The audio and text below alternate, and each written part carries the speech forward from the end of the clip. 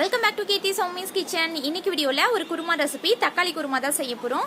இது இட்லி தோசைக்கெல்லாம் ரொம்ப சூப்பராக இருக்கும். சிம்பிள் அண்ட் ஈஸியான ரெசிபி. இப்போ வாங்க இது எப்படி செய்யறதுன்னு பார்க்கலாம். குயிக்காக ஒரு 3 மினிட்ஸில் செஞ்சிடலாம். வீடியோ ஸ்கிப் பண்ணாமல் பாருங்கள். கீர்த்தி சௌமிஸ் கிச்சனை இன்னும் சப்ஸ்கிரைப் பண்ணலன்னா சப்ஸ்கிரைப் பண்ணிட்டு பெல் ஐக்கானில் ஆள் கொடுத்துக்கோங்க. இந்த வீடியோ பிடிச்சிருந்துச்சுன்னா லைக், ஷேர் அண்ட் கமெண்ட் பண்ணுங்கள். இப்போ வாங்க வீடியோக்குள்ளே போகலாம்.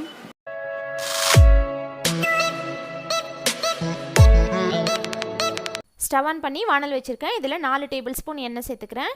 குருமாவுக்கு கொஞ்சம் எண்ணெய் எக்ஸ்ட்ரா இருந்தால் தான் நல்லாயிருக்கும். இப்போ இதில் 2 பிரியாணி இலை, ஒரு ஏலக்காய், ஒரு துண்டு பட்டை, 3 கிராம்பு சேர்த்துட்டு இது கொஞ்சம் பொரிஞ்சதுக்கப்புறமா இதில் 2 மீடியம் சைஸ் வெங்காயம் இந்த மாதிரி கொஞ்சம் பொடியாக கட் பண்ணி சேர்த்துக்கிறேன். நீங்கள் ஸ்லைஸாக கூட கட் பண்ணி போட்டுக்கலாம். இதில் ஒரு பச்சை மிளகாய் கீரி சேர்த்துட்டு இந்த வெங்காயத்தை வதக்கிக்கலாம். வெங்காயம் ரொம்ப நேரம் வதக்கக்கூடாது, லைட்டாக டிரான்ஸ்பரண்ட்டானால் போதும். 1 நிமிஷம் வதக்கிக்கோங்க. இப்போ இதில் 1 டீஸ்பூன் இஞ்சி பூண்டு பேஸ்ட்டு சேர்த்துக்கிறேன். இஞ்சி பூண்டோட பச்சை ஸ்மெல் போகிற மாதிரி இதை 1 நிமிஷம் வதக்கி விட்டுக்கலாம். இப்போ இதில் கொஞ்சமாக மசாலா பொடி சேர்த்துக்கிறேன். 1 டீஸ்பூன் மிளகாய் பொடி, 2 டீஸ்பூன் கொத்தமல்லி தூள் சேர்த்துக்கிறேன். இது கூட ஒரு 1/4 டீஸ்பூன் மஞ்சள் தூள் சேர்த்துட்டு இந்த மசாலாவையும் இந்த வெங்காயத்து கூடயே சேர்த்து வதக்கிக்கலாம். ஒரு 30 செகண்ட் மிக்ஸ் பண்ணி விட்டால் போதும், கருகிடக்கூடாது. இப்போ இதில் 3 சின்ன சைஸ் தக்காளி இந்த மாதிரி கொஞ்சம் சின்ன சின்ன ஸ்லைசஸாக கட் பண்ணி சேர்த்துக்கிறேன். குருமாவுக்கு தக்காளி கொஞ்சம் கம்மியாக தான் இருக்கணும். ரொம்ப புளிப்பாக இருந்துச்சுன்னா குருமா டேஸ்ட் நல்லா இருக்காது. இப்போ இதில் இந்த தக்காளி வதங்கிறதுக்கு ஒரு 1/2 டீஸ்பூன் உப்பு சேர்த்துட்டு இதை நல்லா வதக்கி விட்டுக்கலாம். ஒரு 5 மினிட்ஸ் நல்லா எண்ணெய் பிரிஞ்சு வர மாதிரி வதக்கிக்கணும். இதுவே நம்ம தக்காளி குழம்பா இருந்துச்சுன்னா நல்லா புளிப்பாக நிறைய தக்காளி சேர்த்து செய்யலாம். அது சாதத்துக்கெலாம் நல்லாயிருக்கும். இப்போ இதில் தண்ணி சேர்த்துக்கிறேன். தண்ணி கொஞ்சம் எக்ஸ்ட்ராவே சேர்த்துக்கோங்க. நம்ம தேங்காய் அரைச்சி சேர்த்ததுக்கப்புறமா நல்லா திக்காயிரும்.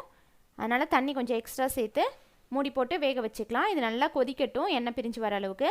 இப்போது குருமாவுக்கு தேங்காய் அரைச்சிக்கலாம். நான் ஒரு சின்ன தேங்காயில் 1/2 மூடி தேங்காய் துருவல் எடுத்துக்கிறேன். இதில் 1 டேபிள் ஸ்பூன் பொட்டுக்கடலை, ஒரு 1/4 டீஸ்பூன் சோம்பு, ஒரு பச்சை மிளகாய் சேர்த்துட்டு கொஞ்சமாக தண்ணி சேர்த்து நல்லா ஃபைன் பேஸ்ட்டாக அரைச்சிக்கலாம்.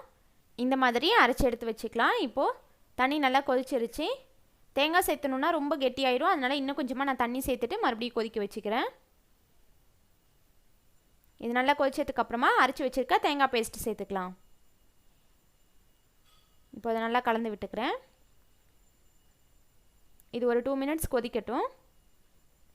இப்போ இதில் இந்த குருமாவுக்கு தேவையான உப்பு சேர்த்துக்கோங்க. டேஸ்ட் பண்ணிவிட்டு நல்லா கலந்து விட்டு இது மூடி போட்டு 1 நிமிஷம் கொதிக்க வச்சுக்கலாம். கடலை, தேங்காய், சோம்போட பச்சை ஸ்மெல்லாம் போகணும். இது நல்லா கலந்து விட்டுக்கிறேன். குருமா கன்சிஸ்டன்சி இந்த அளவுக்கு கொஞ்சம் லிக்யூடாக இருக்கணும். அப்போ தான் நம்மளுக்கு கொதிச்சு வரும்போது இட்லி தோசைக்கெல்லாம் வச்சு சாப்பிட்றதுக்கு கொஞ்சம் நல்லாயிருக்கும். இது 1 நிமிஷம் வெந்துருச்சு. இந்த மாதிரி சைட்லலாம் எண்ணெய் பிரிஞ்சு வந்திருக்கணும். அவ்வளோதான், நம்மளோட குருமா ரெடி. லாஸ்ட்டாக இதில் கொஞ்சமாக கட் பண்ண கொத்தமல்லி தழை செய்துட்டு இதை நல்லா கலந்து விட்டுக்கலாம். குருமா இந்த மாதிரி கொஞ்சம் லிக்யூடாக இருக்கும் போதே ஸ்டவ் ஆஃப் பண்ணிடலாம். ஆறுனுச்சுன்னா கொஞ்சம் திக்காயிரும். அவ்வளோதான், நம்மளோட டேஸ்டியான தக்காளி குருமா சூப்பராக ரெடி ஆயிடுச்சு. நல்லா சுட சுட இட்லி கூட வச்சு சாப்பிட்றதுக்கு ரொம்ப சூப்பராக இருக்கும். இந்த ரெசிபி நீங்களும் ட்ரை பண்ணிவிட்டு ஃபீட்பேக் கமெண்ட்ஸில் சொல்லுங்கள். இந்த வீடியோ பிடிச்சிருந்துச்சுன்னா லைக் பண்ணுங்கள், ஷேர் பண்ணுங்கள். கீர்த்தி சௌமிஸ் கிச்சனை சப்ஸ்கிரைப் பண்ணுங்கள். தேங்க்ஸ் ஃபார் வாட்சிங்.